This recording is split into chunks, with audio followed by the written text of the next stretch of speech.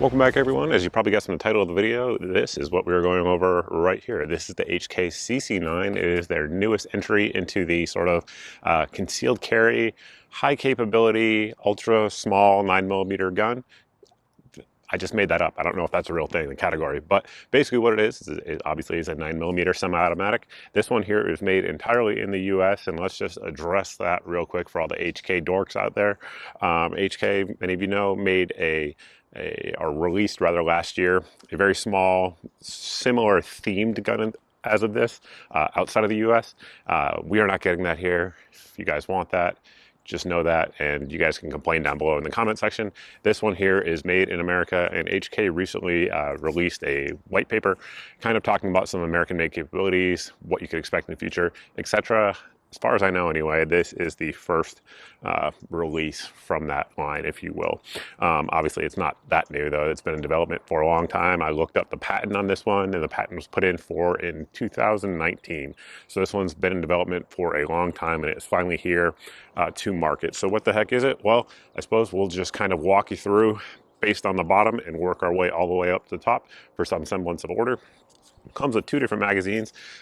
Fun note on that, they have stickers on them telling you how many rounds are in there. I took it off the 12 rounder because I think it kind of looks dorky, but then I thought it was kind of funny. So we'd leave it in the video. So it comes with a 10 rounder here, as well as a 12 rounder here. And the magazines themselves are marked made in America as well, are made in the USA, I believe is how they're actually marked. It does have interchangeable back straps on there, so you can drive it out, drive that roll pin out and change the actual size of the grip itself. And this is the one that comes on it from the factory. It has decent texturing on there. It's pretty similar to other like concealed carry type of textures, if you will. So very similar to the P365, very similar in terms of aggressiveness, not pattern. Very similar as well to the Canik MC9 series as well. One thing I do like about it though is, as I've mentioned a million times in videos, is the part where texturing matters the most on semi-automatics is the back strap as well as the front strap. One thing they did, which is going to be controversial, I can already predict it, but they actually put a finger groove in there. But what that ledge allows you to do is, particularly on a small gun like this, it allows you to get leverage, downward leverage. And when you're actually firing it, obviously that's helpful in keeping the muzzle down and flat. I definitely think on a small gun in particular, that makes a big difference. Additionally, one thing they did, which was smart, is on the actual magazines as well as the magazine base plate, they basically made it so that way there is a natural pinch point. So that way if you get a double feed for whatever reason, you can grip and rip that magazine out. On the note of magazines, and why that is more important on this gun than it would be on other guns in my opinion, is that the gun is fully ambi. So the actual magazine release itself is fully ambi. If you guys have watched the channel here for a while, you'll know I'm not a huge fan of ambi mag releases. There's a couple reasons for that. Number one, they can be accidentally bumped, particularly if you're carrying them inside the waistband. I have done it, and at that point you have a single shot gun until you can fix your malfunction from that magazine not being fully seated. That said, this one is protected pretty well by the frame. It would be relatively difficult to accidentally hit that one. Of course, it's still possible, so I'm not a huge fan of that. Additionally, typically, and this gun is going to fit in this category, typically it's hard to press as hard, as far, if you will, on an ambidextrous magazine release. Now, I should just mention I've had absolutely zero issues with the magazine release on this gun. I'm just discussing that as a hypothetical matter, and one of the reasons why is regardless of how you drop your magazine, whether your finger is like that or recessed a little bit like a lot of people do, there still is a chance that you could put resistance on it from the opposite side. So that could cause an issue potentially. Again, I have had zero issues at all with it so far, but just that is my rant about ambidextrous magazine release. I know a lot of you guys like them, so if that's you, there you go. One thing that's nice as well about the 12 round magazine is that it kind of gives you an extra finger ledge, as you can see there. So with your pinky, you definitely get full leverage and you're able to really grip down on it nice and hard. I do dig that. Continuing on up, very high beaver tail in there. So you're not gonna have to worry about slide bite at all. Even if you have very large hands, which I have pretty large hands, it's not an issue at all. The bore access on this gun is not super high. I would say it's about average for guns of its category. There certainly are some that are a touch lower and certainly many that are higher. The slide release and slide lock over, in my opinion, they nailed it. It's fantastic. It's very easy to actuate on both sides and very easy to actually drop as well. And the reason for that is, it might be hard to tell on camera, but there is an angle to it. And so that angle allows you to get leverage on the way up and have a ledge on the way down if you want to actually hit it and release your slide and send your slide home. Additionally, it does have a takedown lever here, so it's very easy to take down. Basically, you just lock the slide to the rear, rotate this lever down, comes right off. You don't have to press the trigger. That is something I know a lot of folks like. A lot of folks don't like having to press the trigger for disassembly. I don't really care either way, but I know a lot of you guys dig it. Additionally, we have a nice high undercut there on the back of the trigger guard. People will dig that. Additionally, for a small gun, it has a fairly large trigger guard. I know some folks who live in cold climates and things like that, who wear gloves for a large part of the year, will like that, especially for a carry gun. The trigger on this gun is fantastic. So it does come with a, as they call it in their literature anyway, a fully cocked striker. So basically we have our trigger safety there, whereas if you don't press all the way on that middle piece, it will not break. But if you do, there is our wall right there. Super clean break, super crisp break, and it doesn't break all the way to the rear. That's something a lot of folks don't like, myself included. It's very hard to manipulate a trigger when it's all the way at the rear. It's much easier when it's out in space as it is here. And then the reset, very tactile, very audible, right back on that brake. The trigger's fantastic. Mine brakes right at 4.5 pounds. I think their literature says it's a little bit heavier, but mine's right at 4.5 on my Timney trigger gauge. Very, very good, very clean. It's one of the best triggers, if not the best, in this category of guns. Is it as nice as like a Walther aluminum striker fire trigger, for example? No. But I mean, you're splitting hairs at that point. It's very, very good. And I don't think anyone's going to shoot this gun and be like, man, I can't shoot it well because the trigger's not good. I mean, if that's the case, you need to take some classes. But continuing on forward, we do have a 1913 spec rail out front. That certainly is nice. That said, you only get 3 of those rail sections, or 2, depending on how you look at it. So you are going to be a little bit limited in terms of the lights you can use. The one that we used, you've probably seen it for part of the video, was one of the Olight compact lights. It did work on there just fine with a 1913 insert. But some of the other compact lights will not work. Some will work.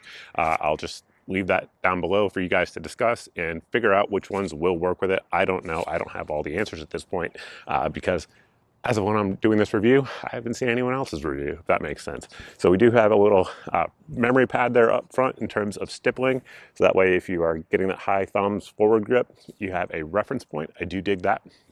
Additionally, the front of the slide is sort of blended and beveled, if you will, for going in and out of holsters.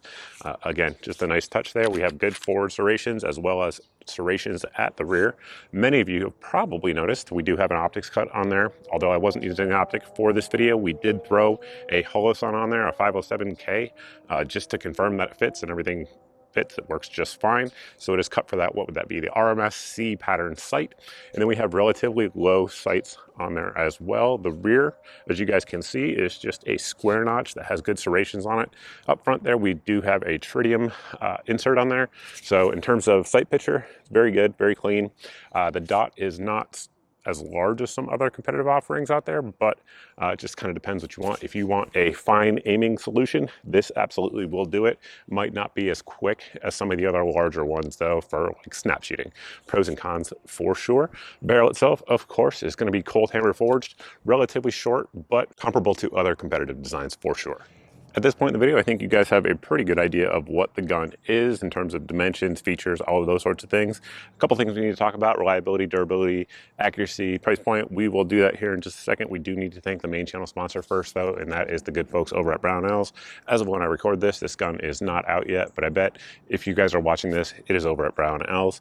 They have obviously items like this, as well as ammunition, magazines, gunsmithing supplies, accessories, optics, all that stuff over there at Brownells. So big thank you to them for sponsoring the channel. Additionally, this is going to be a Mug Club episode.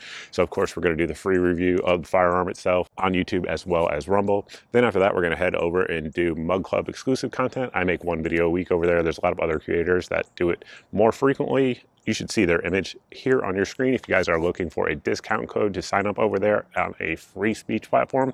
It should be on your screen, so definitely check out Mug Club. This week, we're going to be talking about some initial impressions based on what I've seen during the Hurricane Helene response, actually on the ground, which many people who are talking about it haven't been. Interesting. Anyway, moving on to the gun itself. Right now, we have just over 500 rounds through it. Almost all of that has been Minuteman munitions. Probably, I would say 2/3 now that I think about it, because we were, of course, over with Skinny Medic shooting this as well. I'm not sure what kind of ammunition we were shooting there.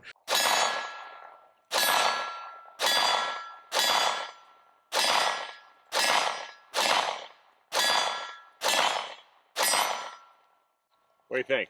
I like it. Additionally, we fired some 115 grain Cellar and Bellet jacket hollow points, so let's see how that went. Got some 115 grain S&B hollow points. We'll see how it likes it.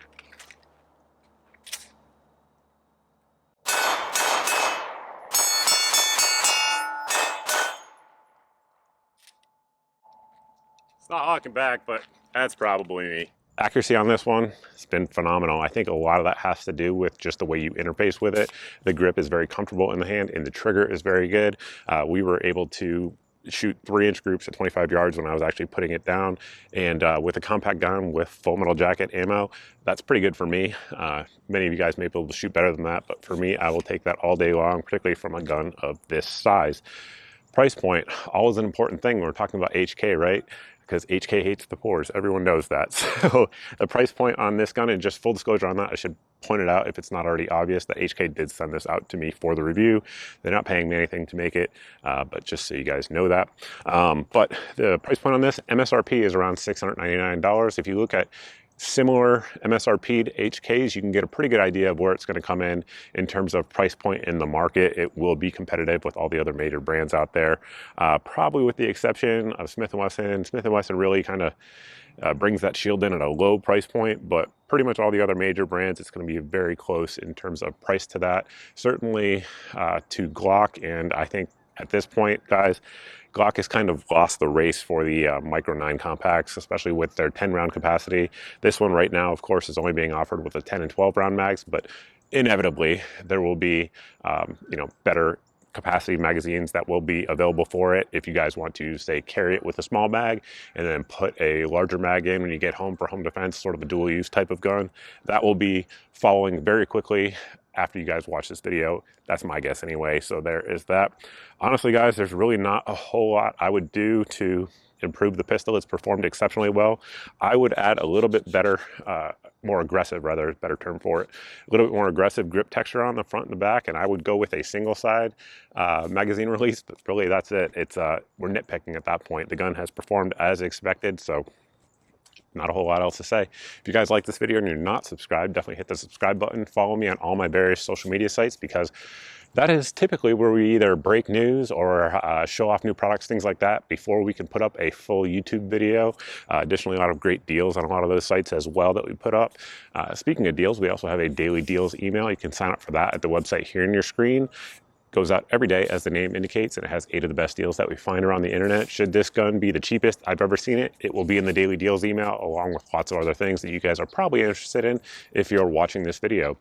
You can also sign up for my email list at the website here on your screen. This one goes out once a month, and it has all the videos since my previous month's email went out, so that way there's no big tech giant censoring your eyes from my content. Lastly, I know a lot of you millennials out there don't have email or don't check it, so we have an SMS service as well that you guys can sign up for at the website here on your screen. Goes out once a day, just let you guys know of either new videos or good deals, things like that. And it has a virtually 0 unsubscribe rate, which tells you it's providing value to the folks who sign up for it. So with that, that's all I have for you. If you have any questions, definitely post them down below. Look forward to seeing your comments. And at this point, we'll see you over on Mug Club.